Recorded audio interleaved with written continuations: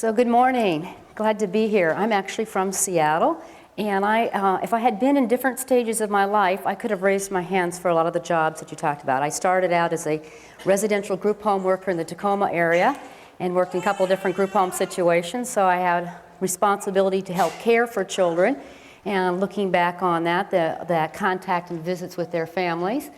Then I was in DCFS for many years, first as a caseworker, then a supervisor, and then finally I ran the Children's Training Academy for social workers for many years. So a few of you I might have trained somewhere along the line in that part of my life.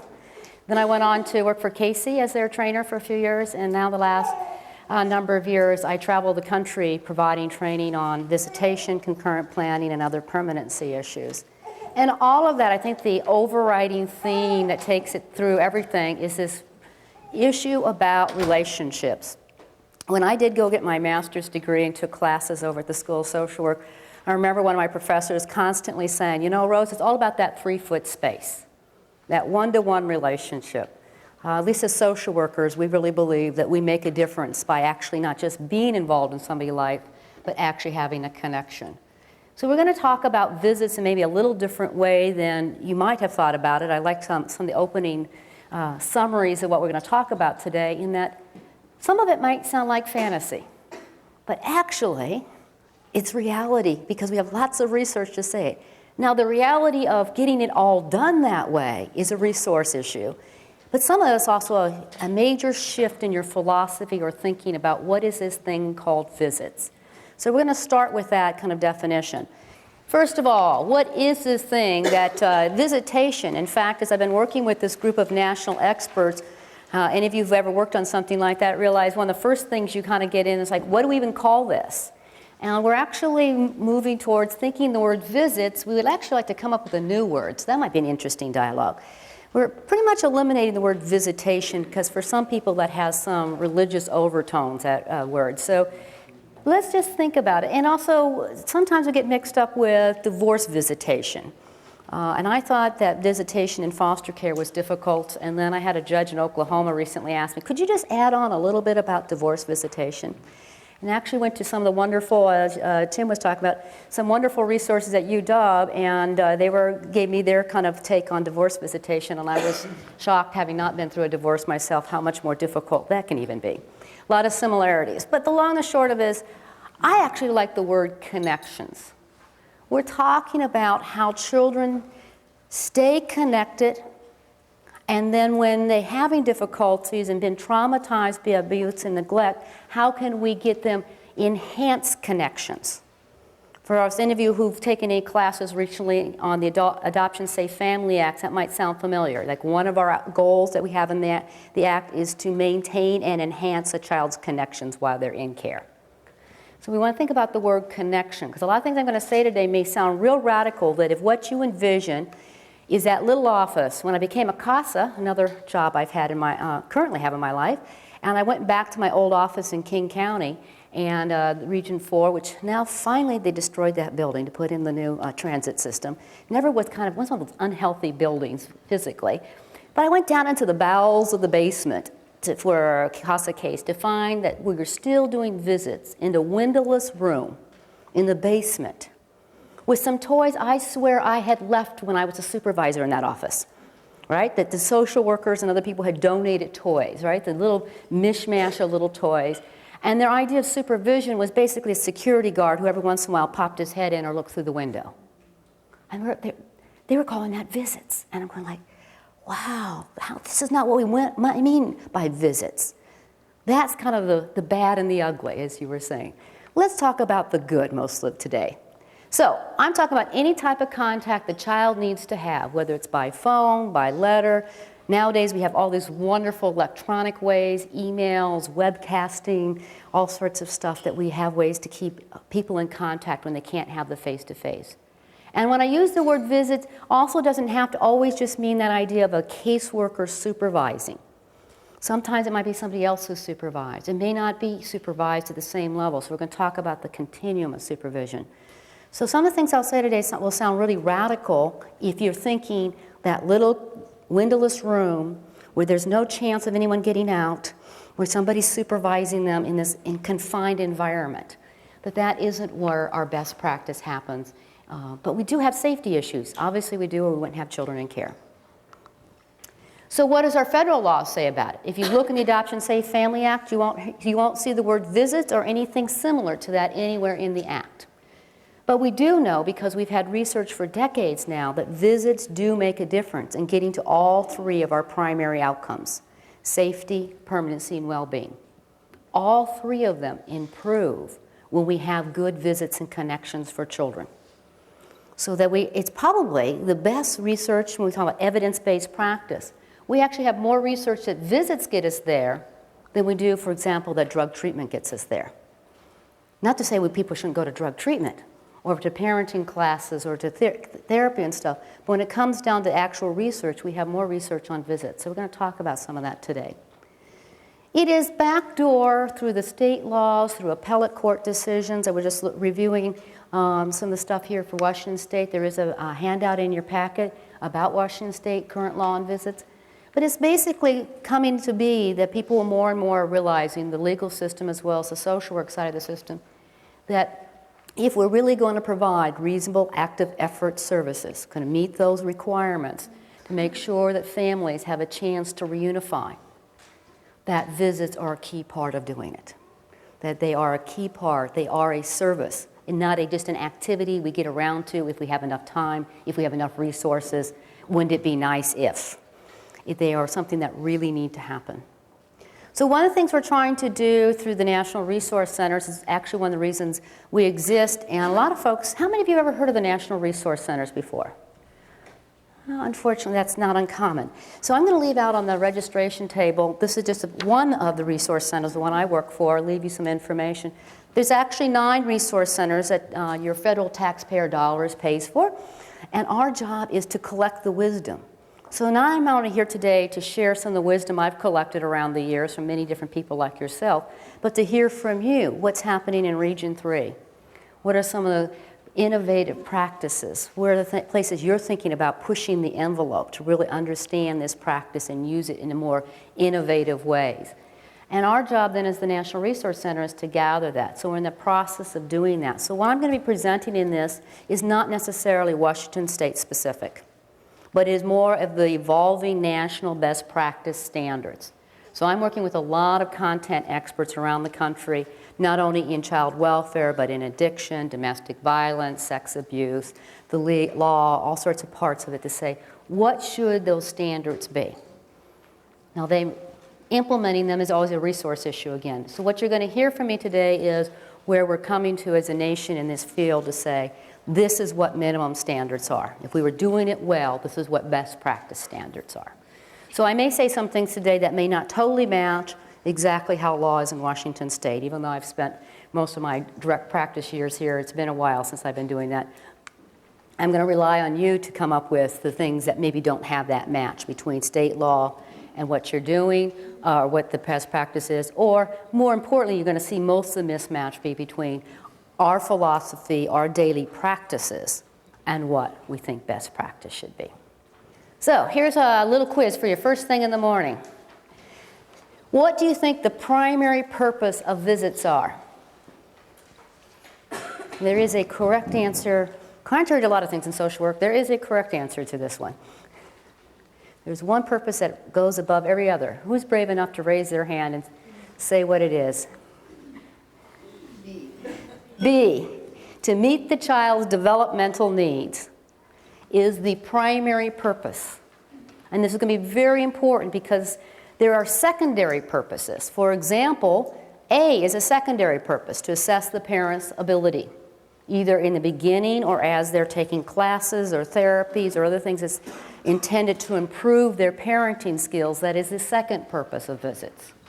Another one is D, as you're getting to that final permanency planning decision. Here's where to start. Number one radical thing I might be saying today. It's always interesting every group I go to find out which statement I make is going to cause the most buzz in the room. We'll start with front one and see if this does it for you. No child should ever go home who hasn't had multiple overnight visits, unsupervised, in the home that the family will live with, and with all the people, including mother's boyfriend, all the people that likely to be in that house when we reunify the child. And it doesn't actually matter whether they completed treatment or not. If they can have, doing a progressive visitation, the model we're going to be presenting to you today, if they start at that secure, safe visit, and we take our little slow, progressive baby steps towards that multiple, overnight, unsupervised visit, and somehow or another they didn't quite finish all their treatment programs, you know what? The proof is in the pudding. They're taking care of their kids the right way. Now, do most of our families still need to go to treatment? Absolutely. The opposite can happen. Happened to me on one of my last CASA cases. Mother, because it took over 2 years to make the permanency decision, had multiple times to go through her parenting classes. She was not the offending parent. She was a failure to protect parent. She had done everything. Her therapist came into the termination trial, gave her rave reviews on the stand. And we still turned to the judge and said, I'm sorry, the department and CASA are recommending termination of parental rights. And one of the main reasons we were doing that is every time we put her together with her 4 kids, she couldn't follow through with doing good, appropriate parenting. So it can happen either extreme. Most of the times it won't be on those 2 extremes. But do you hear the difference? We have to sometimes de-link service completion from the final permanency decision, and not say that the only way we know a parent and child can be successfully unified is that a parent has service completion. Both extremes leave us in an opportunity to make a poor decision about a child and family. C is never the correct answer. It is never to be used as an incentive, usually sounding something like this. If you get started in that drug treatment, Dad, you get to see your kid. All right? Mom, if you kind of complete that psychological therapy programs, then you get to have more visits. And even sometimes you hear caregivers say things, Johnny, if you don't behave this week, then you don't get to go on a visit. These are the type of things I mean by that statement, are not appropriate use of visits. And we'll talk more about that during the course of the morning. So, what is our goal on visits? And this is really important as I start getting more and more maybe into some areas that don't necessarily match how you're currently doing practice, is to always go back to what is the goal of the visits. It is, first of all, to meet the child's developmental needs, right? So emotional, connection, well-being needs, and we want to have it in the most natural, home-like environment that provides safety for the child. So we want to start with the idea, why couldn't visits start in the family home? Instead of that being the very last step we often take in doing visits, is why not start visits in the family home?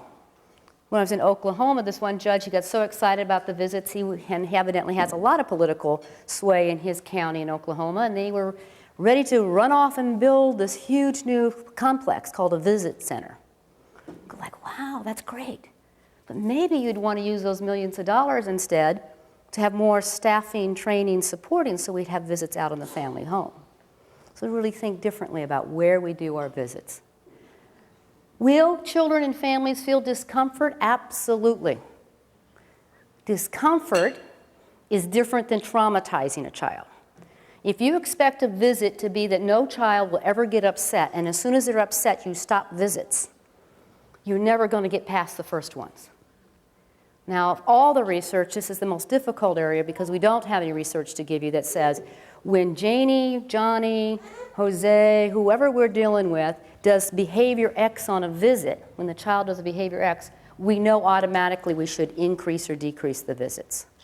So we're going to present a visitation progressive process that talks about how you try to decide to change an element of the visit to figure out what does it need to be. For example, one piece of research shows that when kids are acting out before, during, or after a visit, one of the best fixes is more frequent visits.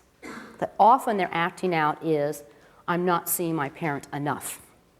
Rather than seeing visits, acting out on visits, always meaning, oh, it must have been traumatizing for that child to see their parent. They must be re-traumatized by the abuse. So we're going to have discomfort. And not only discomfort of the child, virtually all of you in this room, any of you ever felt discomfort on a visit? Ordering a visit, worried about the child. Any of the caregivers worried about the kids coming back from the visit and how they're going to behave. Social workers, have you ever had to do like I did, where you're actually pulling the fingers of a little child off somebody's arm, putting them into a car seat screaming at the end of a visit, or maybe at the beginning of the visit? We are traumatized by visits. And sometimes we are making decisions based on the fact that we've been involved in the bad visits, and so we assume that the only way to stop a bad visit is to have no visits. What we're hoping to give you today is ideas about how you can make visits better so some of those things don't happen. But discomfort, emotions will happen. I can guarantee you that. Here's one the way I kind of think of connections. You know, if you slice open a telephone cable nowadays, it's full of thousands of little fiber optic cables the size of a hair. Each one of them is fairly fragile. The reason the telephone companies love these over the old copper wires and stuff is that when one of them breaks, they have so many other resources they can just reroute the connection. So if you think about a child who's had trauma, one of the things the trauma research says, well, particularly if you look at the resiliency side, that children are traumatized, and some of those connections get bad for them, both of their internal connections, their self-esteem, their mental health, sometimes even their physical health, their connections with the people in their life who they loved, who might have traumatized them, get broken or damaged. And a lot of our families, if you were to look at the number of connections, what you find is they have a very skinny cable. They're isolated families. They don't have a lot of friends, families, connections, internally and externally, to take them through the rough times. So one of the ways to rethink about what is our job in child welfare is not just to stop abuse. That's great.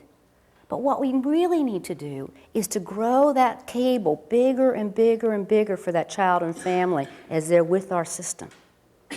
So when we do return a child home and one of those cables goes bad again, there's so many cables surrounding that child, we just reroute the connection to another safe place.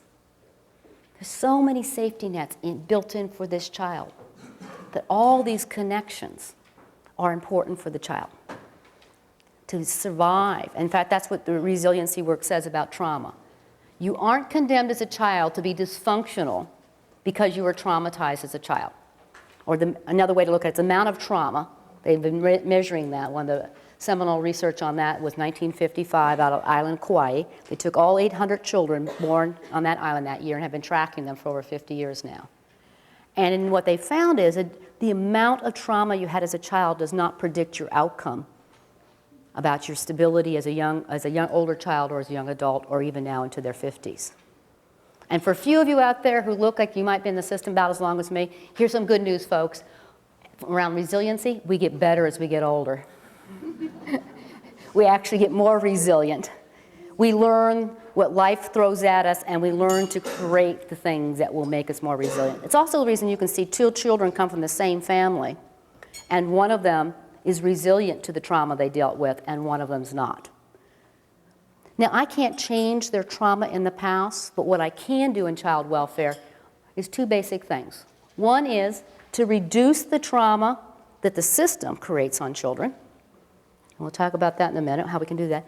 And two, through visits, increase the connections so that cable is as big and as fat and as full of healthy connections as possible.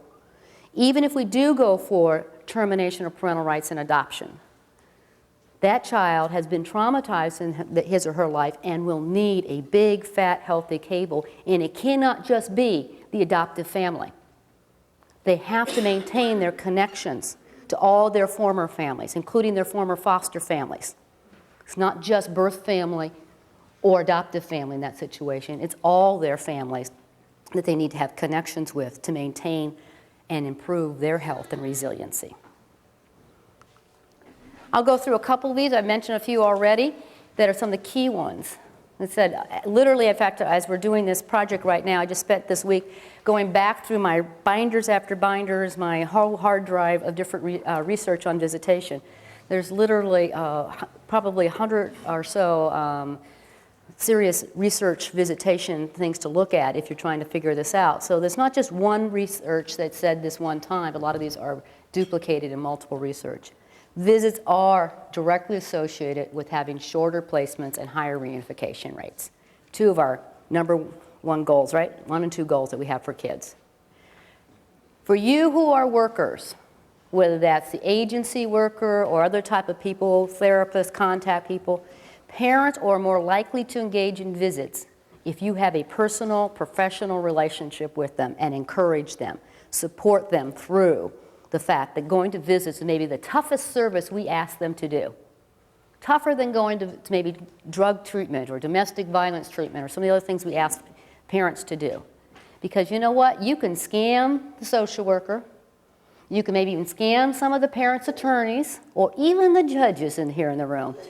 That parents can sometimes pretend to us, I don't have an addiction problem. I'm not an abusive parent. Let me tell you all why I'm such a good person, and you guys are the one who all have it wrong. But I think it's one of the hardest things in the world to sit in that little room, look at your child's face with their big eyes, turn to you and say, Mommy, when am I going to come home? And for older kids who know there's such thing as going to treatment and services in court, Daddy, have you gone to treatment this week or gone to classes this week so I can come home? What are you doing to change? What are you doing to get me back? And I can tell you at that moment, it's pretty hard for most of these parents, though they may not say it out loud, to stay in denial. So there's a reason a lot of our parents don't show up for visits. You can make a difference to encourage them to be there and to make sure they know this is one of the number one ways we're going to tell whether you're ready to get your kids back. And more importantly, your kids are going to tell how much you're committed to trying to get this done. Because even though it's difficult, you're going to show up. Right? And even though you might feel not 100% successful each time, you're going to come back the next time and try to do a little bit better that next visit. So some of the other things you can do, get the visits out of your office. Parents and children are happier when they're out in more home-like environments, whether that's the parents' home, the foster homes, relative homes. Having it regular. Everybody does better when there's consistency. One of the analogies you can think about is for visits that are related to divorce. There's a real common pattern, what the research says. When you first place a child in care, or split a child apart, with a divorce situation, the first visits are the hardest. And you will see a fair amount of behaviors related to those first visits. If we do our work right, then we should see a decrease in behavior problems. So we will see reactions to everybody. And if you think about divorce visits, it's kind of, usually after a child comes back from those first divorce visits and there's a lot of tension between the adults and the child, usually the court doesn't run around and say, oh yes, no, the only answer is the child doesn't visit with parent X, the non-custodial parent, right? And so we want to think similar ways about, there is going to be this initial discomfort. Our job is to find a way to make the visits more comfortable.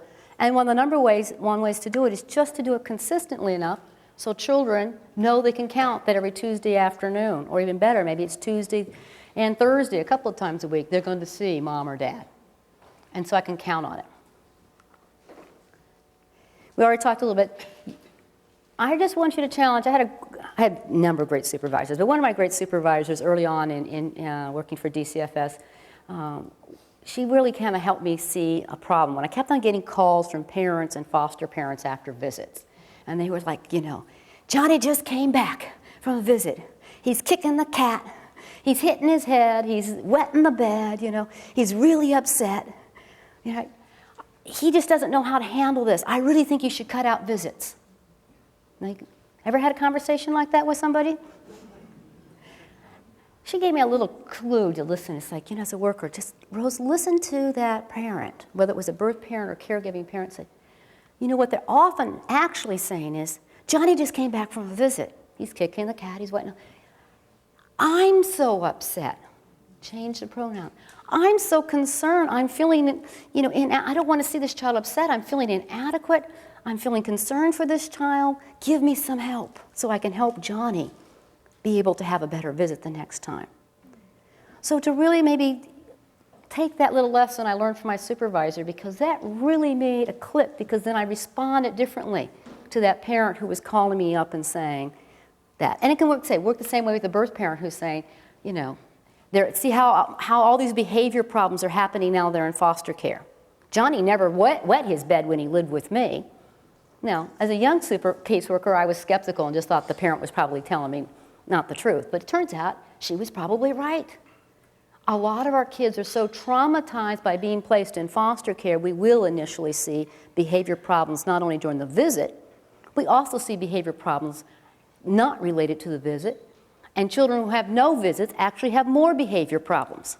The research says they tend to have more behavior problems and longer than the children who do get visits. And another thing that a lot of folks here probably isn't a controversial one, but just to make it really clear, visits and connections do not end post-permanency.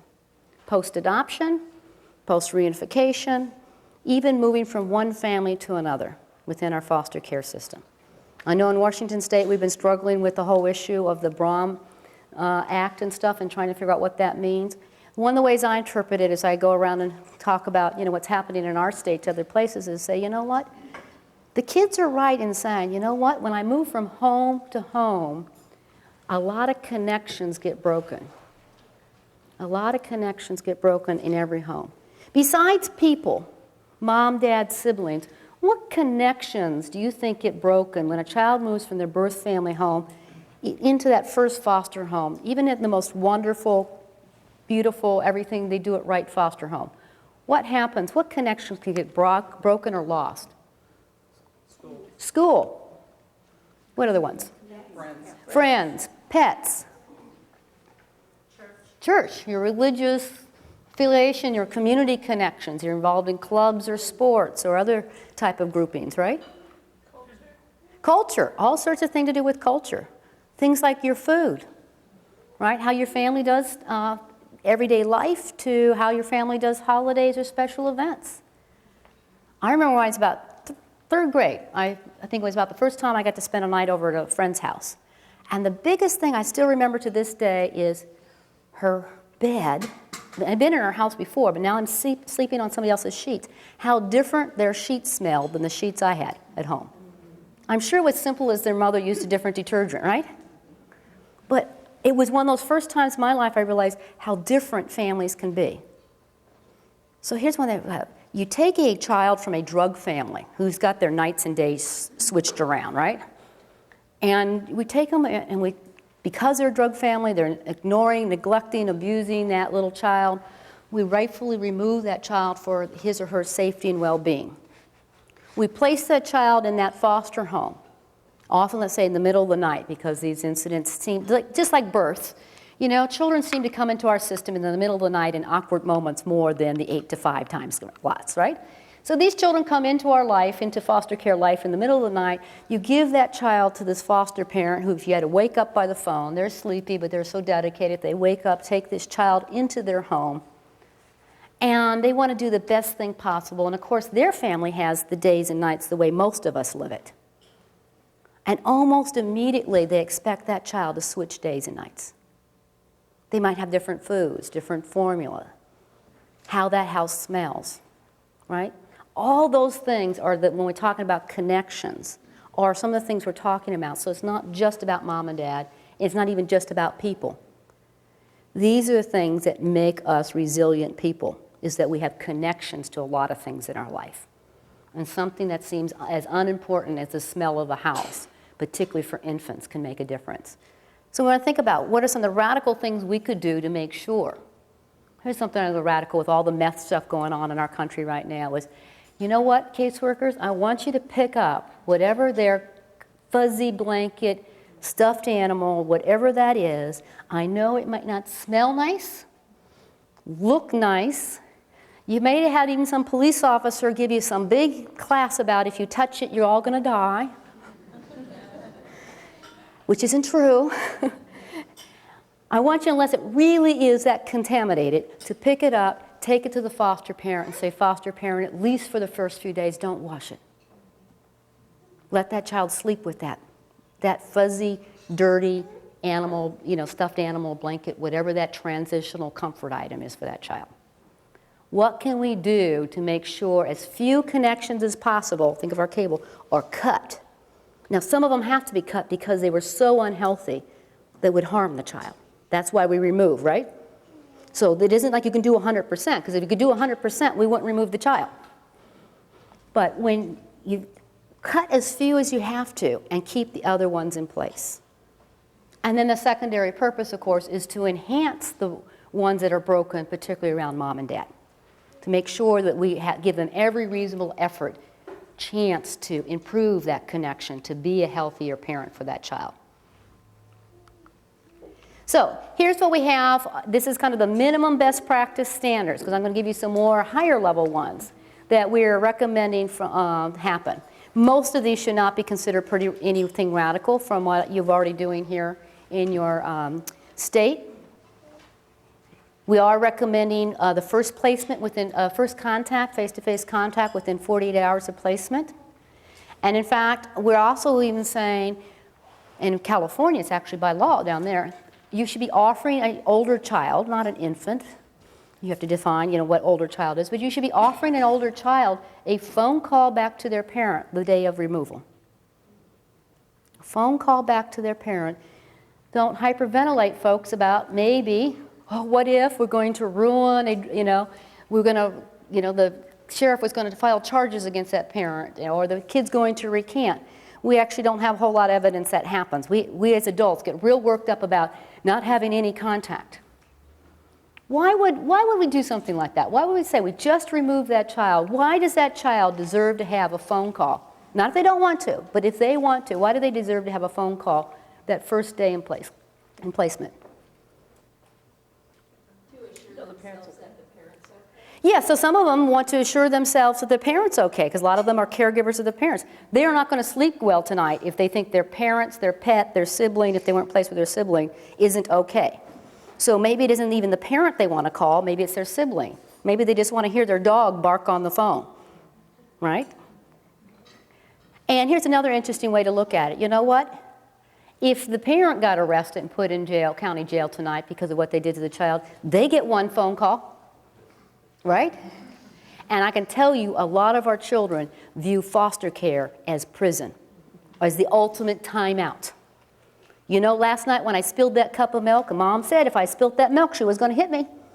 And sure enough, she was true to her word. I spilled that milk, she hit me, there was a big fight. Next thing I know, there's police officers, there's all these people in my house, they're removing me. My mom said she was going to put me in timeout. She was going to give me a spank and put me in timeout. Wow, I'm in this thing called foster care now. I don't know these people. I don't know where anybody in my life is. I have no idea when timeout gets over with.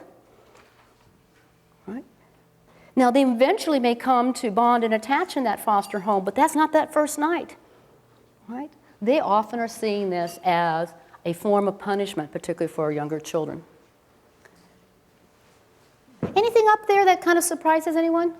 Anything that's different, majorly different than what you're doing here in this region? As a best practice, this is the minimum standard we want to be having, at least weekly visits for at least 1 hour. But we don't want the caseworkers to be the only person supervising and observing. Some communities I go in, they have such a great resource system of visit centers and paid professionals who do the visits. It's actually radical for me to say that the social workers actually have to watch the visit. Here's our philosophy from the National Resource Center. If you're the person who's going to be on that stand and you're going to raise your right hand and swear, testify, what I testify to is what I've seen, and visits are a critical part of making your permanency planning decisions, then you better have seen some of them and not just rely on the other person who's seen it, giving you some written report. That making sense? You personally have got to see it. So if you are so lucky to have lots of folks helping you with supervised visits, you want to make sure that the person in charge of writing the court report, who represents the agency, who stands up there, has seen some of the visits on some basis. So what we're going to go through the rest of the morning is a 4-step process. But before, I see a question back. Who has a microphone to get her question? Thank you. You have done a really nice job of asking us to acknowledge that adults have responses to visits. And that made me curious if you have any thoughts about letting children be exposed to those adult responses to visits versus I think a lot of the time we ask parents to sort of pull it together and not have kids see how upset they are. kind of the impact of letting kids see that parents are upset and acknowledging that it's upsetting to parents to have children removed? Well, like most things in our business, there's not a black and white answer. So if you're talking about a parent who's at a level of hysteria and trauma response and they're setting their children off by doing that, then no, that extreme, no. On the other hand, I don't think you have to go to the other extreme. Here's a rule that I often hear people want to impose on parents is like, on visits, you can talk nothing about the case plan or when you're going to go home. You know, so that child turns to their mom or dad on the visit and says, when I'm going to go home. And then the parent's like, oh, I was told I can't answer that. You need, as workers, to prepare the parents, both emotionally and sometimes even having to initially almost spoon feed them some answers. What would the answer is right now, I don't know. Nobody in this room knows. All the way up to the judge may not know, right? Because we don't know early on if the child's going to go home and when they might go home. But if you think about connections, another way to answer that question, for example, that gives the parent something to say that isn't going to upset the child, but is going to be responding to them as a parent, is to say, no, I don't know, but here's some of the things we do know. I'm going to get to see you every Tuesday afternoon, right? Or as a caseworker, if you're driving them across county, as I used to, you take that decision, you place them in that car seat. Yes, 32 years ago when I started this work, we already had car seat young people. We did place them in car seats. Even back then, most of us had to borrow them for the state office because we didn't own our own. And drive them across county, you call up the county desk placement, and they say, oh, we got a placement over at the Smith's house. And you go, and you put them in the back seat, and they'll ask you things like that. Or more, you want to just say, well, I don't know. The answer I often used to give them is, you know what? When I get back to my office, I'm going to file a dependency petition. 72 hours from now, there's going to be a shelter care hearing. And then the judge and your parents are all going to get together.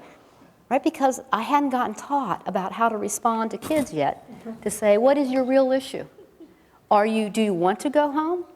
Who do you want to see? How can I help you through this? If there's somebody you want to call tonight for an older child, right? What would make you most comfortable this first night in foster care? I look back and think, all those opportunities I missed with the kids. So whether I'm having emotions as a caseworker when a child asks me a question I can't answer, or parents having it, to show no emotion is not a realistic expectation. But we can help parents and caseworkers and foster parents learn to handle their emotions so they can model good emotion control for children. It's not no emotion, that's not good control. That's in denial, right? Is that we are sad. We are scared. We don't know the future sometimes. But doesn't mean there aren't things we do know, right? And that's the side that we can help share with these children. So what we're going to do is in the decision-making model that we've developed nationally is that there's a 4-step process that takes you through this. And now today, because we have a shorter version, we're not going to get through all the details of the 4 steps. I'm just going to show you and share with you how the model works. So there's 4 steps. And first and foremost, visits are about meeting the child's developmental needs and what parents need to do, like modeling appropriate use of emotions under difficult times and the parenting skills. We're going to look at that first category in a little bit more detail here today, is to say, what is that parenting skill that goes with helping children develop appropriately? What does normal child development look like? And of course, most of our children have some special issues because of the life they've lived. Then, so we'll set a basic foundational plan based on that. Then next, you say, well, of course, it does matter what type of abuse and neglect the child's experienced. A classic neglect case needs a very different type of visit plan than a sex abuse case or a very violent physical abuse case, right? And even within those, there's variations. Let's say physical abuse might be, the occasional, I lost my temper, to a more kind of deliberate abusive process. So it is going to make a difference. We're going to look at the concurrent planning process. A visit early on, right after placement, is going to look a lot different and have a different structure and purpose than when we're in the reasonable active effort stage. We're in that final kind of, it's time to make the permanency plan stage, hopefully no later than 15 months into care, right? And then what about post-permanency? We've already mentioned some of those issues, right? What connections will a child need post-permanency depending on what plan the court and the case worker came up with? And finally, having a better title for it than this, I call it the other factors category. First and foremost, every child does come from a culture, a unique set of family cultures. So what cultural issues do we need to keep involved in planning our visits and making sure that cultural connections are maintained for children? Then there are other issues that make our life even more complicated in developing a visit plan. What if the parent's addicted? What if they're mentally ill? What if the parent's incarcerated? What if the family's involved in domestic violence? And there's all other sorts of special needs that we have, right? So there's a whole kind of other category. So basically, we're going to start with developing a foundation plan because first and foremost, visits are meeting the child's developmental needs. And then we're going to layer on all these other issues as we go through the steps to say, so secondary purposes, can we enhance parenting skills? Most visits you can do two purposes on the visits, both maintain and enhance a child's developmental connections with people and have parents working on their parenting skills. But all of you can probably imagine and probably been involved in visits where you can't do both without traumatizing the child. And that would be violating our number one goal, is not to have visits that traumatize children. So we talked about this real quickly, but a couple other things under this area that I want to point out is that the research is showing that up to 50% of the children in foster care have a diagnosable developmental delay. And I wish I could remember her name now. There was a doctor who used to come to the academy when I was supervising for that. She'd been one of the original doctors at Harborview in the 60s that had really recognized child abuse as a syndrome coming in through ER. And she used to always come into the academy and do a day-long class where she would just drill into us over and over again. You have to think developmentally. If our child is 2 years old, but either due to how their in utero issues, or post-utero issues with parenting skills, they are now delayed. So let's say they're a 2-year-old but acting like a 1-year-old in part of their lives. A year from now, we don't want them to be up to 2. We want them to be up to 3, if possible, right? So as we're doing our work, we have to think about how do we really kind of hyper-pace this child to develop as fast as they can to catch up. And particularly at these young age, we know in all of our research, right, that the younger we can help children deal with developmental delays, the more likely we are to be able to help them get to their full potential. They may never totally catch up, depending on what's caused the delay, but they do have a chance. But you have to do a lot of extra activities to help them do that. I had a son born 2 months premature, and it was real interesting over the first 18, 24 months of his life. It took him 11 months to flip from his front to his back, right? And then, then you could start seeing hyperpace take over. And of course, he was lucky enough to have a family, a great daycare center, and other things that really helped him do that hyper catch-up. That another child who had been born like him, maybe to a family that wasn't as functional, may never have caught up. He's now at Evergreen, doing very well, thank you very much. So it's like all those parents who used to tell me, just wait till you have kids, because when I first started this work, I didn't have kids yet. Wait till you have kids. You're going to find out you're going to have to spank them. You're going to find out how difficult it is to parent them. I've got a 20-year-old and a 25-year-old who I can basically say, with the help of a lot of important people, including their dad and family and community, are functioning young adults. And we didn't have to use physical discipline. We got through the challenges of adolescence.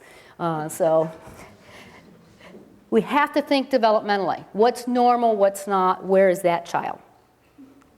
What I'd like you to do is pick one of the 5 developmental ages from infancy to adolescence at your table and answer these questions. If you were developing the best practice standards, resources were not an issue, so don't worry about your resources. If you were being asked to be on the work group that I've been on and it says, how frequently should an infant see their parent if they're going to have good, healthy bonding and attachment? Anyone have what would be your answer? Every day. When my son spent a month at UW Hospital, my husband and I were down there virtually every 4 hours doing the feeding for him, rather than letting a nurse or somebody else feed him, right? We had a chance to bond and attach with him. Nobody interfered with that, right? A lot of our families don't get that when the kids are in foster care, right? So, and similarly, what type of activities for a child that age help to develop bonding and attachment between a parent and child? It doesn't happen just by genetics, right? What are the type of activities? Most of us know that cycle with babies. Do you know what that cycle of a bonding attachment looks like for a 12-year-old and a parent? Thereby, that should be encouraged on visits. What locations would make that child most comfortable to have their visits? Not where the parents or the professionals would be most comfortable. Where would the child, if they could choose, where would they be most likely to choose? What other type of activities could they do, particularly if you can't do face-to-face as frequently as you want? What type of transitional item, that little fuzzy rabbit, what's the type of transitional items? For example, what do you think transitional items look like for teenagers in America right now? iPods, cell phones. Right, so it could be, when I was supervising in the Rainier Valley office, we had a whole cubicle full of black garbage bags from kids who'd run away from foster homes, and the foster home would pack it up in a garbage bag, ask the worker to come over, and every once in a while I'd get in my neat mood, I'd go like, I'm going to clean out this module. And I'd open up that bag to find mostly a lot of dirty clothes, everything just jumped in there, and just by the time I'm thinking about I could throw it away, I'd find something, some broken, ratty picture, some stuffed animal even for a teenager, some item, and I start realizing I don't know what's precious to this kid or not. And if they show back up, I don't want to be the one to say I threw it away. It might still be sitting in that office for all I know, because when I left supervising, all those bags were still sitting there. All right, basically the exercise is to say, when we start showing you some of these best practice standards, you know what, most of you probably have enough wisdom to tell us what the best practice standards should be. It's not just some crazy thing that some other folks make up, that if we really think about kids, if I really thought about when my son was in that hospital for the first month of his life, I knew that I needed to be down there, his father and I needed to be down there as regular as possible, right? And a lot of children sitting in that same ward were children of our caseloads who I'd go there day after day, visit after visit, and see no parent show up for these kids. And they might have been getting physically healthy, but the chances of them surviving well when they got home were really quite scary when you thought about it. So, how about our infants? Eric Erickson calls it the trust versus mistrust stage. Well, is there a group that looked at infants who'd like to share a couple of their ideas? Somebody raise your hand. Let's see an infant. So we looked at the infants and the frequency of how often a child should be able to visit, and we just determined that it should be as often as possible, multiple times a day if that's a possibility. Okay. And maybe one example of an activity that parents and children could do together that increases attachment and bonding at this stage. Holding, feeding, singing. Absolutely. So. The location, hopefully at the home, or if not at the home, having the child strapped to the parent, so mobile, if possible, if it's an infant, actually on the parent. The activities that could occur when face-to-face aren't possible, tapes, videos, a digi-camera, if that's a possibility. The things that the child may want to bring would be like a blankie, a binky, a teether, something like that. Right, and making sure that you transition that child from one caregiver to another, classically called foster parents or birth parents.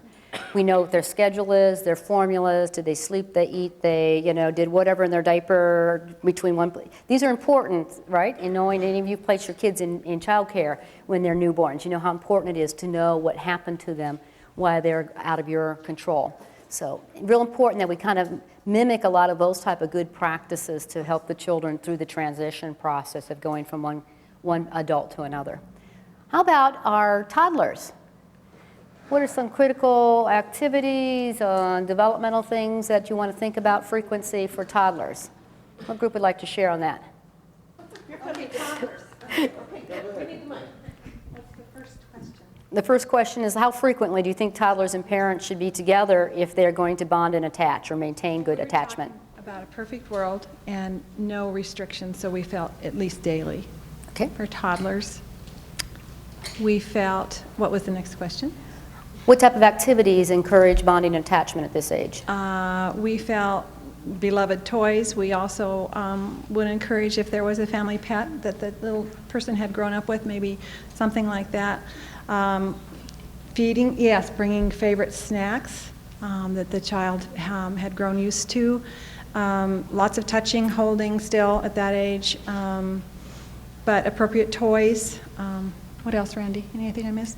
How about if they can't do face-to-face, what can you do with a 2-year-old that would maintain connection? We did not talk about that, but for me, I think maybe these new little teddy bears with the voices inside that you push the button and there was one thing on TV I thought was wonderful. Last week there was a soldier going off to conflict wherever, and that soldier had a full body picture of himself put on a very, very soft doll.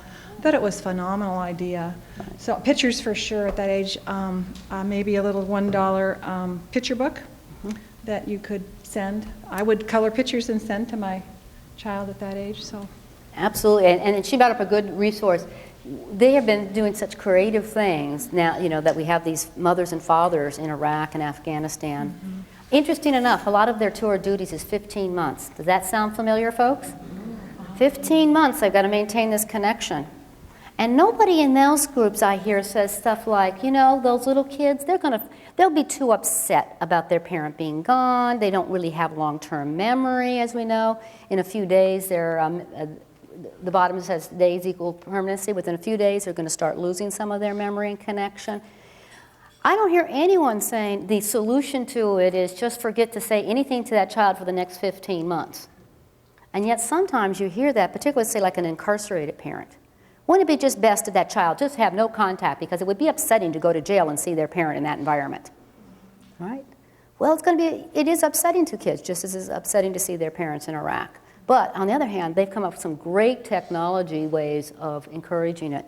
So things like parents' clothes, pictures that you can, if you have a quilter, you can do real easy to get the fabric that goes through a copy machine, digital camera. Now you've got it on like a pillowcase. Mom sleeps on the pillowcase for a few days and gives it to the child. Do not wash it. Mom's picture and smell is on that pillowcase for the child to sleep with.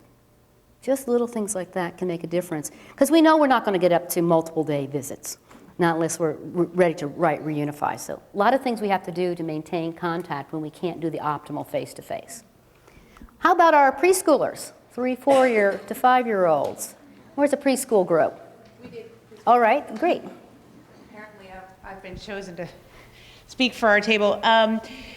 We thought ideally the perfect number of days would be daily at the preschool age to be able to visit, although if that weren't possible, a minimum of 3 to 4 days a week would be really, really a positive thing. We talked about different locations. I think we all were in agreement that if we could do it in a home setting, if it was safe and appropriate, absolutely, to be able to do that. If it's not possible and it's in the at the department, then encouraging parents to think ahead and maybe have the social worker sit down with the parent and help them plan out what is that visit going to look like, what toys are you going to bring, what activities can you bring, so you're not just relying on the toys that are there week after week, and really giving some guidance to the parents at that point about appropriate conversations to have with the kids during that activity and how to answer those tough questions, because that's the age where you're going to start really getting more of those.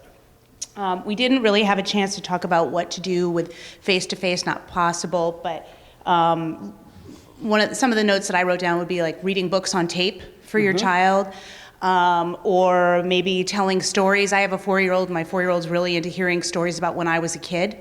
So maybe making that connection about your family history and putting that on tape, singing songs, drawing pictures for your child, or maybe sending them photographs or very simple positive letters that can be read to them. Great. Some great things. And to think about one thing like family culture. Have you ever thought about the books you pick to read to your toddlers, to your preschoolers, probably reflect your family culture.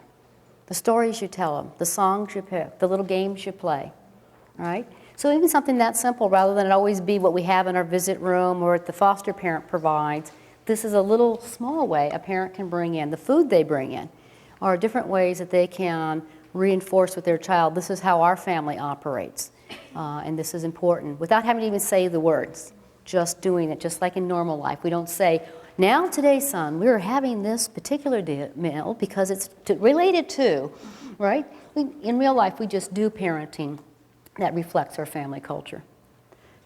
How about school age? Grade school particularly is what we're looking at. It's like 5, 6 years old. Up here, we've got a group up here who'd like to share. Okay, for grade school, we decided that a minimum of 3 times per week, and of course in a fantasy world, we would have that be daily. The activities that we would encourage the parents to do together with their children are things like reading together, either the parent reading to the child or them sharing the reading. Games, physical activities, things that encourage contact with the parent. Also, encouraging the opportunity for the parent and the child to tell each other how important they are to each other and to share about their daily routines and what activities are happening in their life on a daily basis. Where the visit should take place, we didn't quite get that far, but I know that our normal practice is we do try to have them in the parental home when possible, parks, engaging in school activities with the child, and making sure that it's an environment that facilitates a union between the parent and the child. Great. And since most of our parents are actually not unsafe to be with their children for a limited amount of time, going to school, for example, can be a contact, going and doing normal parenting things at school. Kids at this age love their parents to come. And here's one of the things they hate. They hate for us to remove them from school to go to a visit, because school's important to them, because they don't want to be seen as different. They don't want to be called foster kids, right? So we have to deal with things like them not being removed from school, even though that makes it really inconvenient for us folks who work 8 to 5, to figure out, well, we only have these few hours a day that are after school hours. But we can also bring the parent into it. If any child's involved in therapy, medical appointments, all sorts of ways to get the parent involved in that child's daily life, besides just that thing called the visit, right? That starts to get us closer to almost daily contact. Child this age could call home regularly at night, even have a parent like read a book over the phone or talk about what happened today. I did that with my children all the time, with being roaming around the country the last 10, 15 years. Well, since I was doing the academy, roaming around the state and then the country. A lot of times I wasn't there at night for my kids. But I always talked to them every night, even when they were real little and they wouldn't say anything, right? And I'd hang up, my husband would say, as soon as you hung up, then they started talking, right? But they knew you were there, right? All right, so how about adolescents? Had a group who looked at the adolescents? Way in the back over here, thank you. Hi. Okay, we took teenagers, and we really felt that teenagers need to have even more of a say in the frequency, the location of the activities that they do. And we felt it was really important to have teenagers meet outside the office, because the office visits feel like punishment. And we wanted to kind of steer away from watching a movie together, playing video games. Those kinds of things happen when it becomes an office visit. We talked about being frustrated when judges order so many hours, 3, whatever the hours are, for teenagers, when teenagers, their peers are really important to them, and that becomes even more of a pull, more of a reason to not want to be with parents, which is kind of a natural teenage thing, and being really frustrated about being stuck with so many hours versus kind of what the kid wants and their say. And then we talked about, does attending a child's sport, if they're competing in sports, should that count as a visit? Could that count as a visit? Mm-hmm. And that was kind of a debate, kind of where we left off, so, yeah. Great. Well, my answer to that is yes, because that I know as a parent who've raised 2 kids now, that's where I spent a lot of my time being able to have any interaction with my sons, is when they were on the sports field, right? They didn't want me at school anymore, right? So I didn't show up at the high school too often. But it was okay to drive. Some of the best conversations I've ever had with teenagers, both the ones that have been on my caseloads and my own, is driving them to somewhere, right? Taking them to the doctor's appointment, driving them off to, picking them up at school, take them over to their sports practice session or whatever it might be. There's something about teenagers and not having eye-to-eye contact that seems to work better than all that stuff I got taught in social work school, right? So yeah, it's like, what is it, what does that's why I wanted to have this quick section, just for you to trigger your thoughts about as you're planning these visits, and particularly, absolutely not only with teenagers, but even younger kids, getting them engaged in it. As a great closing activity for a visit, even with really young children, is to talk about what we want to do on our next visit, right? So that kids really do get and reinforce that there will be a next visit, and then they also get a chance to say some of the things that might work better for them. I think the debate that we were having is that our practice in Oak Harbor is to encourage parents to do parental things, go to the school event, go to the doctor's appointment. And I was just saying, I don't want that to, if there are court-ordered 2 visits a week, that shouldn't count as one of those visits. And that's just a parental activity that, you know, there's a doctor's appointment, there's another contact. A visit is a visit that has some structure around it, but if you have the opportunity to have a parent do parental things, that's important, and I don't think it ought to be, oh, well, you've had your visit because you went to the doctor's office. Right. So here's the thing that goes back to where we started this morning, is how do you define that little word called visits? And like I said, I don't have the ultimate answer, right? Is that you need to be, but particularly when you get to the point of the court-ordered visits, that there might be a subset that would be a great dialogue for you to have as a region, so that when you use these words, you don't have to redefine them each time. It's maybe to come to some community agreement. When we say court-ordered visit, we're talking about X. And when we say contacts, maybe we're talking about Y. I'm just making a hypothesis for you, not saying you have to do it that way. But to be really clear, because you're right, that there needs to be those times for the second purpose, which we're going to talk about after coffee break here, is improving the parenting skills. So if first and foremost the visits are about meeting the child's needs, with like teens, you have to think about normal stuff. My teenage sons probably would go weeks, if not months, and not have 60 minutes direct face-to-face contact with their mother. And I had a healthy relationship with them, right? When do you do parenting with the teenagers? When you're driving somewhere. So is there a little bit of a mix on that type of stuff? When you're actually, even it's not as much as I discourage watching movies together, but I remember many a time watching TV when we'd see something in just that time motion, I'd turn to my son rather than have the talk about sex. I remember one TV show was about teenagers who, a girl got pregnant, you know, and so both families were struggling with what did that mean for them. And I was trying to like, I just want to let you know, son, I have this philosophy, having been in my business, he was old enough as a young teenager to know that. I want to let you know that if you ever have a child, I don't care how that child came to be, all right? Long-term relationship, short-term relationship, I will let you know that child will be my grandbaby. And don't ever think that it's going to be okay with me to think that somebody else is going to raise your child even if you don't have a relationship. Now, that may not be your values, but these are the type of things I want us to be encouraging parents. Who's having the sex talk with kids in foster care?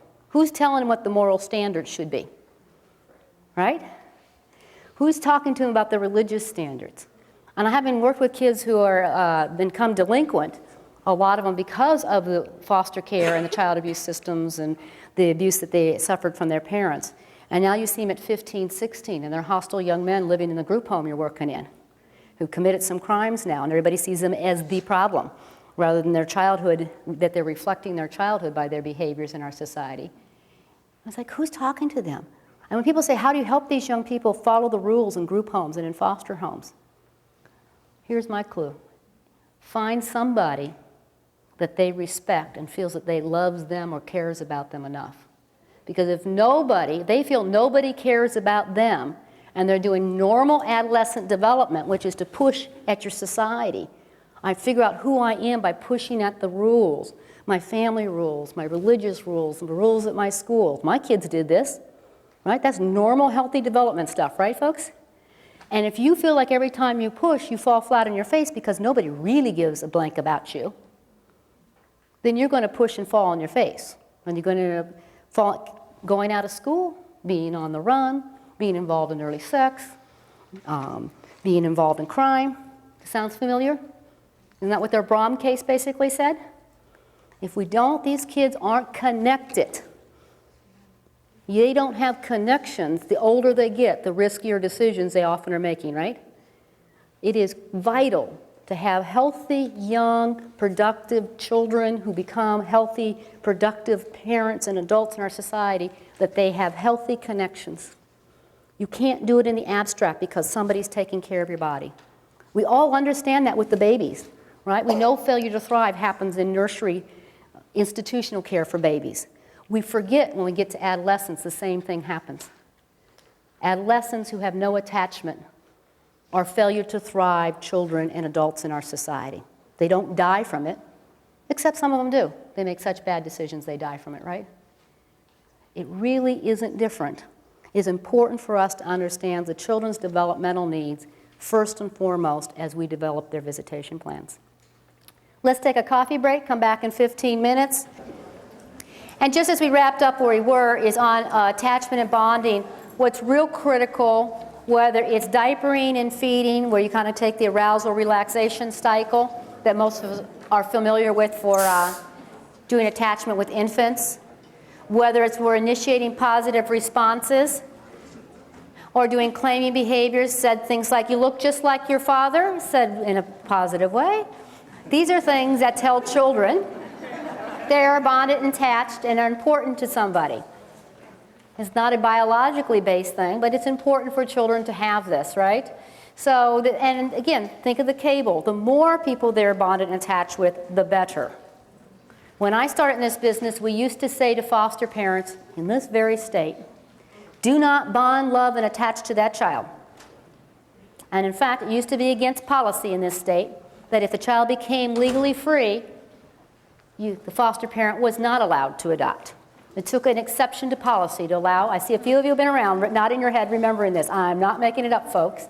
Because we used to believe, and not just in child welfare, basically the American Psychological Association, only in the 50s and 60s did the famous rhesus monkey experiments to prove the fact that children need to attach and bond to be healthy. And there is a biological drive for virtually every child to attach and bond. There is maybe less than 1 percentile kids who are born who actually have reactive attachment disorder. There's one great speaker I was listening to, I was presenting in Montana, said, and I was like so thrilled to hear this, I mimic what she said, you know what we actually see in children in foster care is not a reactive attachment disorder. Not that that isn't possible, but that's actually pretty rare. What we actually see are children who've had a traumatic, unhealthy bonding and attachment with their parents. And then if we put them in foster care and we all duplicate that by telling foster parents don't bond and attach with these kids, and we quadruple it by moving them to multiple families in a short time in their life, and every time they move, they don't get to have a relationship with the last family, the last school, the last set of friends, the last pet, right? What we create are children who have attachment issues, but what they really are is they're having a healthy reaction to an abnormal childhood. They're basically saying to all of us in their behaviors and even in their words, I don't trust you adults. I'm not going to attach until you prove to me. You're the umpteenth adult who said they would stay in my life. I can't even remember how many caseworkers I've had, how many judges I've seen, how many foster families I've been in, right? In our worst case scenarios. So when thinking about attachment, how important it is that everybody in these lives, including some of you who will be short-term attachment, the great news from resiliency research is it takes as little as one healthy attachment during part of your childhood to create resiliency for children. Now, some children need a lot more than that. You could be that person, caseworker, foster parent, CASA, therapist, visitation supervisor, whatever you might be. You might be that person who creates that one more link to them that takes them from having difficulties with attachment to believing attachments can exist. Attachments do go away. It's okay. Just don't break them, right? People die. Friendships change. Children will learn that. Children can survive that. It's this constant breaking of almost 100% of their attachments every time they move, right? All their connections that we're trying to mediate, to resolve by having this thing called visits. So that's their big point of view. Let's move on to some other things. Grief and loss, I'm not going to go through a lecture on that, but I just want to say if there's one thing I can change about grief and loss, that big point I'd make is when they're in the first couple of stages, shock and denial, We just picked that child up. We just drove them across county. We placed them in that foster home. Don't call it the honeymoon period, folks. Nobody fell in love. Nobody got married. Nobody's on a vacation. What it is they're in shock and denial. So they may not be saying much. They may not be reacting. You might be thinking, gee, they must not be attached to their parents. And then just about the time that we're often having some of our first visits, especially if we wait too long, they move into anger and protest. And then people go like, oh, the reason they're acting out is they're traumatized to see their parent. No, they've moved into anger and protest, and they're really mad at their world, including being mad at their parent. Might be mad at us. Now, the problem is we can't always tell the difference. Most of the times we can't easily tell the difference when kids react to visits before, during, or after. Is it that they're angry at their parent? Are they traumatized by seeing their parent? Or maybe they're angry and upset with us because they haven't seen their parent. They had no idea when they told their friend, they told their teacher that something bad was happening at home. As much as they might have wanted that behavior to stop, if they've not been in foster care before, they had no idea what was going to happen to them, how their life was going to turn upside down 150% by coming into foster care. This is why a lot of our kids recant. I think about the kids in Texas right now. If there's any chance those kids were going to share with us, we probably minimize that by removing them from it and putting them in a totally different culture. Whether we agreed with their culture or not, that was the culture the children were. And then at first they were allowed to see their mothers, and then we said, no, can't see your mom. Right? We probably, I've not been to Texas, so I'm making this up in my own little head. But what I know about children is a lot of those children are saying, you know what? Hey, I may not have liked what was happening back there, but that I know people love me. That I know that lifestyle. I want to go back to it.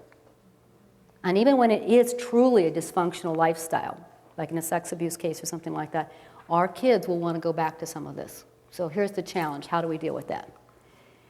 Here's what we do in progressive visitation. There are elements to a visit plan. It's not just when you have it.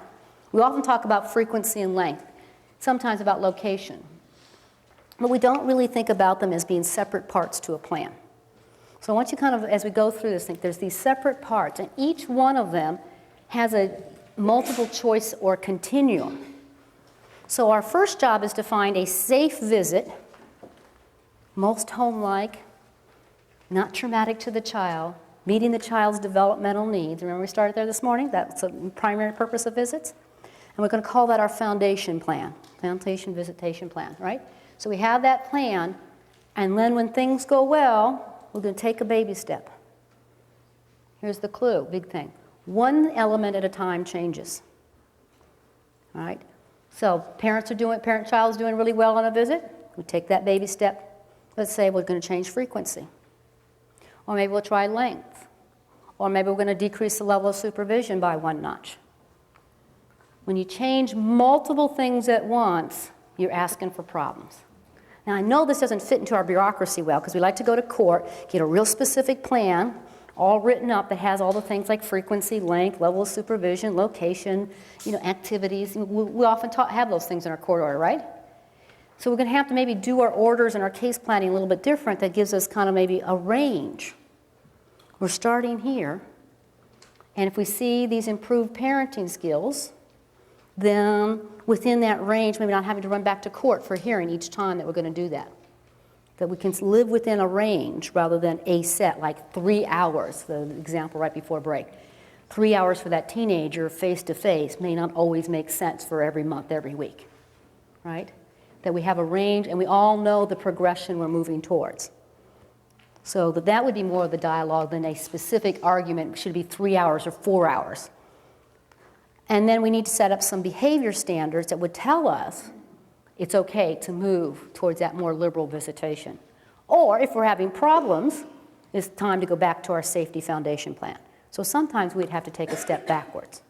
Parent seems to be doing well, child's doing well, we'll take a step this way, let's say we increase length. Whoops, all of a sudden we start seeing all sorts of behavior problems by parent and child that we didn't have before. Step back. Well, this time, let's say we tried length, that didn't work, let's try frequency. Okay?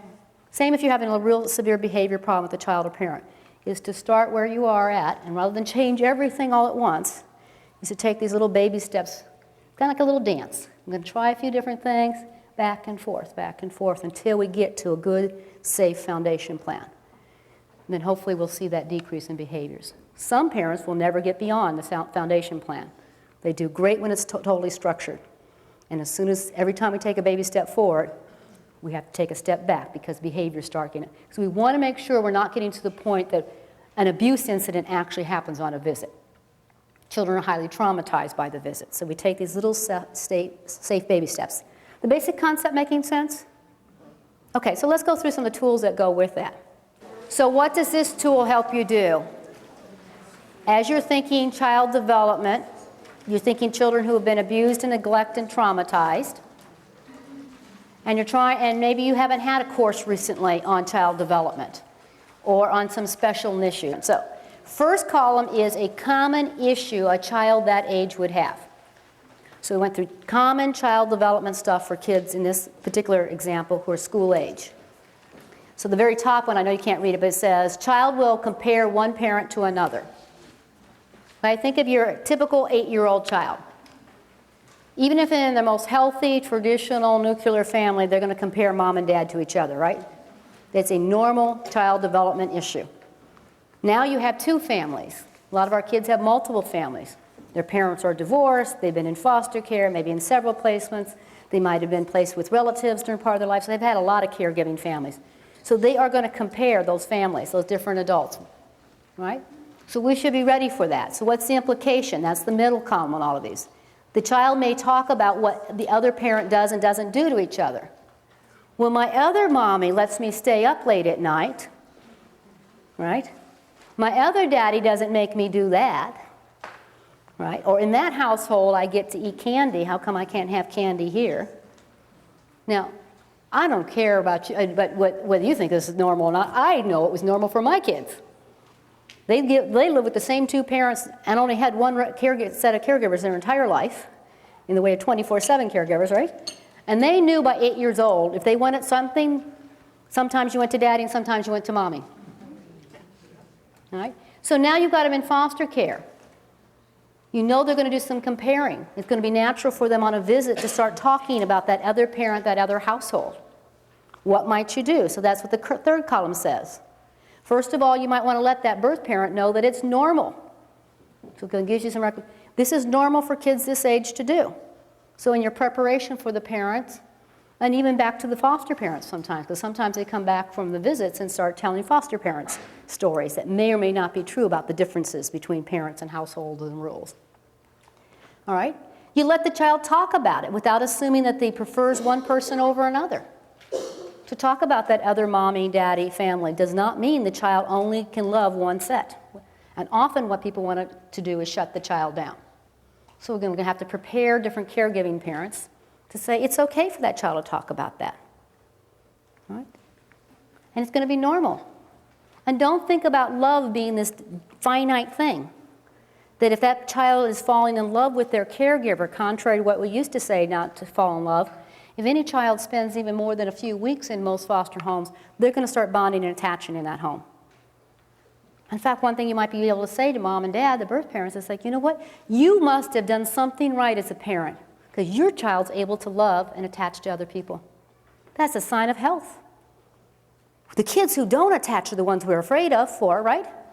Those are the ones we're scared about. What we need to do is allow that child to love as many people as possible. You learn to love by practicing love. You don't learn to love by unattaching to people because they might be unhealthy for you, which is what sometimes we get into this thing with kids who have unhealthy parents, right? They need to learn to love their parent despite their problems because you can't be a healthy adult, at least our current theory of human development is. You cannot get to the stage of adult differentiation where I really know I'm a different person than my parent if you haven't learned some way to love your parent despite their faults. I mean, I'm still struggling with that, and I'm in my 50s, right? And I have wonderful, healthy parents who live down in Tacoma. But I still struggle with those issues, right? This is normal for us to do. So you can start getting the idea of how you would use this chart. So we have a set of tools just to take normal issues, and then we might take an extra issue. Let's see if I have one up here. Here's one that may not be normal in just any kid, but child will have intense emotions and may not know how to handle them, right? Given all this trauma they've been through. What's the implication? We might see anger. We might see intense expressions. We might have them attempting to cope with their anger in ways that are appropriate or inappropriate during visits, right? So what could the adults do? We can allow the child to find ways to healthily express their anger. It's kind of back to the question before break. Should parents show emotions on the visits? Yes, we should, and hopefully teach them ways to do it appropriately.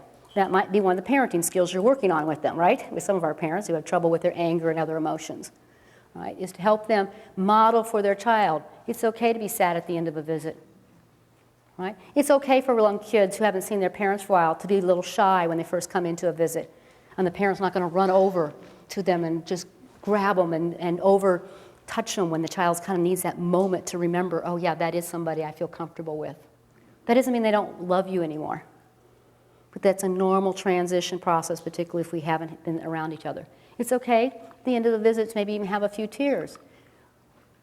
Let's talk about it, son. What are you going to do when you go home to the foster home tonight? What are you going to do if you feel sad? It's okay to feel sad. Here's some ways you might want to deal with it. So all the adults are helping this child deal with the emotions rather than thinking there will be no emotions, that a good visit equals having no emotions. Right? Particularly at first, every visit is kind of like a little mini grief and loss cycle, right? Going from that shock and denial through the anger, protest, the bargaining, and then the resolution. And particularly until a child gets old enough, and we've had it frequently enough, that they really trust us that visits will happen again. Or for the child who doesn't want to see their parents or is afraid to see their parents, that when they see their parents, they will be safe on those visits. So we also have that reaction. So that's one tool that we have for you, kind of a standalone little tool that we're developing. But the main one we wanted to share with you today is this developing a visitation plan. And right now, we're just giving how it works in a true. I've been teaching this around the country for a couple years now since I developed it, and you truly have to do a cut and paste to make it work.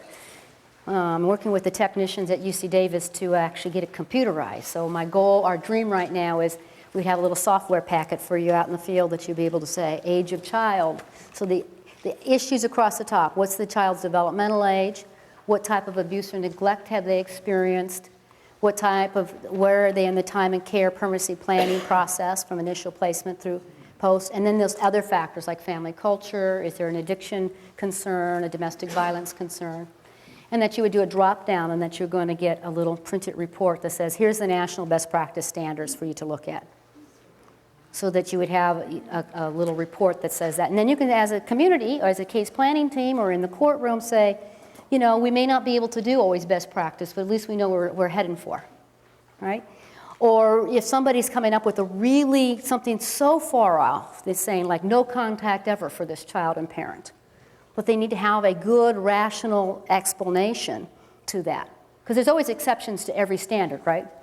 So the standard is not to say every child gets exactly this, because we do still have resource issues, and there are always exceptions. And that's where your professional work comes in to say, is there a reason? Or is it just your kind of emotional reaction to the situation? What's the reason to say, we're recommending daily contact, and you're saying no contact at all? Somewhere in between, it's not going to, there's got to be a dialogue about it. Are there children who will have no face-to-face contact with their parents? Yes. But that should be the exception, not the rule. So what this is trying to give you is the rule. What it looks like right now, until we get it computerized, is this cut and paste process. So we take the child's developmental stage. It takes each element then and says, if you have an infant, it gives you the primary purpose, which we've said over and over again this morning. What's the primary purpose of visits for children? Meet their developmental needs. So we got the, one little sentence that tries to, or partial sentence tries to summarize it. Then it'll say something like you were saying. What should be the recommended frequency and length? Or saying to that, we would love it to be daily. We would love it to maybe be multiple times a day, like I got to have with my infant son. But to try to be a little bit more reasonable in the world of child welfare, we're recommending 2 to 5 times a week for infants as the standard, right? And that we want the visit to be long enough that the parent actually has to meet some of their developmental needs, right? so that we have this kind of process of then this summary. So for example, on yours where you have a grade school child, so on page 4 of your handout you have same purpose. Now we've gone down on number of visits. Now could you do daily visits for a grade schooler? Absolutely. Best practice standards is that you're going to have at least 1 to 2 visits per week. They're going to be at least 1 to 3 hours long. And this is primarily looking at the contact with their parents. They might be having contact with grandparents, siblings, pets, other things, in addition to these type of contacts, right? And we're going to meet the child's schedule, what we were saying right before break. For example, try not to take them out of school every week to have their visit, right? If the child's involved in activities even after school, what are we going to do? We'll probably do things like maybe trying to have, make sure the visits aren't always happening so that every time they have soccer practice is the day that they're supposed to be having visits, right? So that's how you kind of go down and read the chart. The first column always takes precedent. So as you go through the other columns, and you find that maybe sometimes there is a conflict between what meets the parents' needs, because the other columns are all basically about the parents' issues, right? Then you always step back to. So the recommendation on progressive visitation is first to think about that child, whatever case you're working on. So take a moment, think about a child on your caseload that's been in your courtroom, been in your home.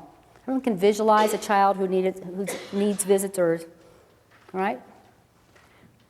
Think about that child, and now as you start doing just like that activity we did right before break, your first step in visit planning is to say, what does Sally, age 8, developmentally normal and on track, what does she need? And in fact, because she's 8, I might even be asking her some questions. As an adult, some adult to her, what would she like? What type of activities would she like to be involved with? And in America, folks, we got to get over this. I see this particularly on things like Super Nanny. Just because you ask a child a question doesn't mean they get what they ask for. We get afraid sometimes to ask our kids questions because there's assumption that, they might ask for something we don't want. Well, my kids asked for things they didn't want all the time too. Didn't mean they got it. That's what being a good parent's all about.